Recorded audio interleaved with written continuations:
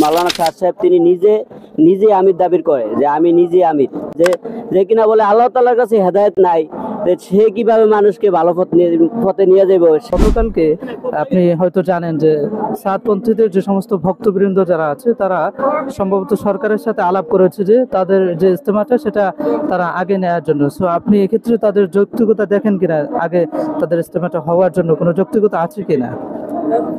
আসসালামু আলাইকুম রহমতুল্লাহি ওয়া বারাকাতুহু। জি, সাতপন্থীরা বর্তমানে একটা বিভ্রান্তকর দল। একটা ইসলামের ভিতরে তাবলিগপন্থী আসলে একটা দল, কিন্তু সাতপন্থী নিজে আমির হইতে চায়।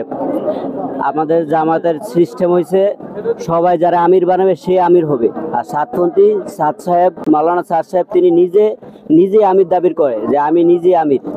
মানে উনি বিভ্রান্ত কথা বলে এবং ওলামায়ে কেরামের বিরুদ্ধে, কোরআন হাদিসের বিরুদ্ধে বিভিন্ন মাসালা জারি করে, এবং ওলামায়ে সবাই বলতেছে সাতপন্থী হচ্ছে একটা বাতিল। ওনার প্রত্যেকটা ফতুয়া মানে বাতিল বলে গণ্য করা হয়েছে সমস্ত ওলামায়ে কেরাম।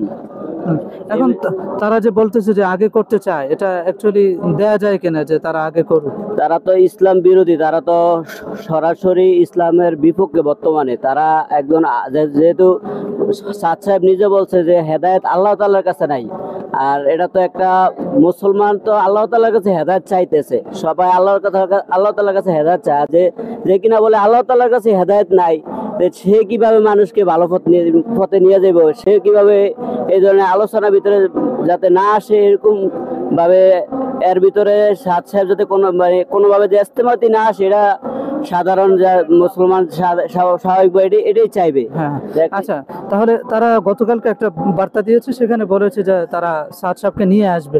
সেটা আসলে বাংলাদেশের তৌহিদি জনতা কতটুকু তাদের এই মানে অগ্রযাত্রা সফল হতে দিবে বলে আপনি মনে করছেন?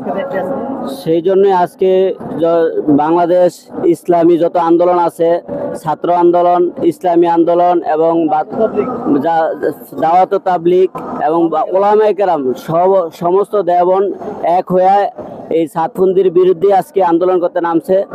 ওনাদের আন্দোলন যাতে সফল না হয়, কোনোভাবে যাতে কাম্য না হয়, এবং সাতপন্থীরা যাতে কোনোভাবেই ইজতেমাতে না আসতে পারে, এই জন্য এই বিরুদ্ধেই আজকে এই আন্দোলন চলতেছে। তো আমরা আমাদের এই ভাইটির মন্তব্য নিয়েছি এবং আরো অনেকের মন্তব্য আমরা নিব, এবং সেখানে আপনাদেরকে দেখানোর চেষ্টা করবো যে সাদ সম্বন্ধে তারা মানে সাধারণ যে মানুষ আছে তাদের আসলে মন্তব্যটা কি।